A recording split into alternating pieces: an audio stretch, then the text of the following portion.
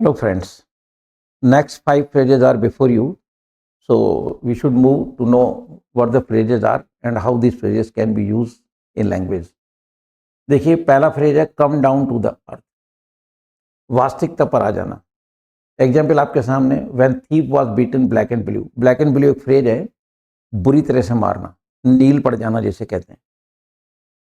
When thief was beaten black and blue he came down to earth, कि जब पहले तो चोर उगल नहीं रहा था, he was not bringing the things on the surface, but when he was beaten black and blue, जब उसको बुरी तरह से मारा गया, he came down the earth, फिर उसने मतलब सारी बात उगली, यानी वो जमीन पे आ गया, यानी अपनी औकात पे आ गया।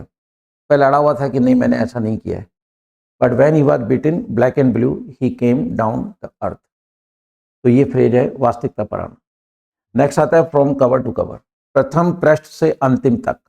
एग्जाम्पल आपके सामने, some students remember the contents of a book, some students remember the contents of a book from cover to cover। जो बहुत ज़्यादा स्टूडियस बच्चे होते हैं वो कवर टू कवर पढ़ते हैं, यानी किताब का मतलब जो शुरू से लेकर अंत तक सारा कंटेंट पढ़ते हैं। तो कवर टू कवर का मतलब है किसी भी किताब का स्टार्टिंग से लेके एंड तक जाना, A to Z उसकी स्टडी करना, that is called cover to cover. Example is before you. Clear? Next आता है फ्रॉम द क्रेडल। क्रेडल कहते हैं बच्चों का जो पालना होता है, छोटा जैसे है ना, झूला कहते हैं जिसमें बच्चों को, छोटे बच्चों को झुलाया जाता है, सुलाया जाता है। फ्रॉम द क्रेडल, बचपन से। I was naughty from the cradle, कि मैं बचपन से ही शरारती था। नॉटी मीन शरारती, I was naughty from the cradle, कि ये बच्चा जो है शुरू से ही ऐसा है, बचपन से ही शरारती है।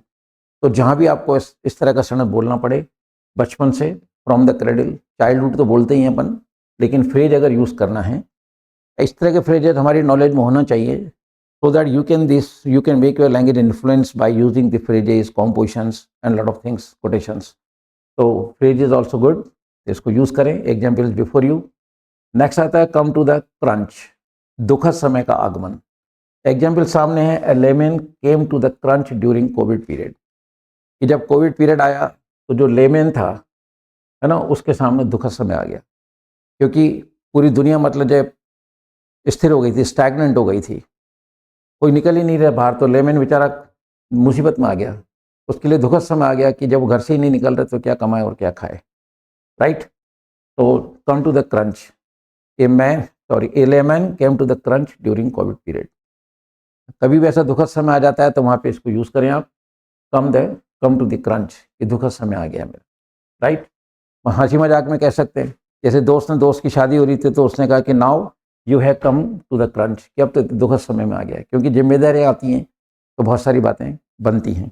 ऐसे मजाक में भी अपन दोस्त को कह सकते हैं कि now you have come to the crunch, ये तो दुखद समय में आ गया है तेरा।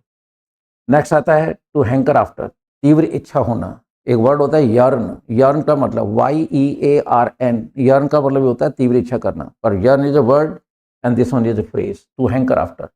Example before you, Indian actress hanker after eye catching dresses. क्यों? कि फिल्मी दुनिया जो है उसमें एक्ट्रेस जो है ना आई कैचिंग ड्रेसेस पहनती हैं, ताकि मतलब लोग उनकी ओर आकर्षित हों।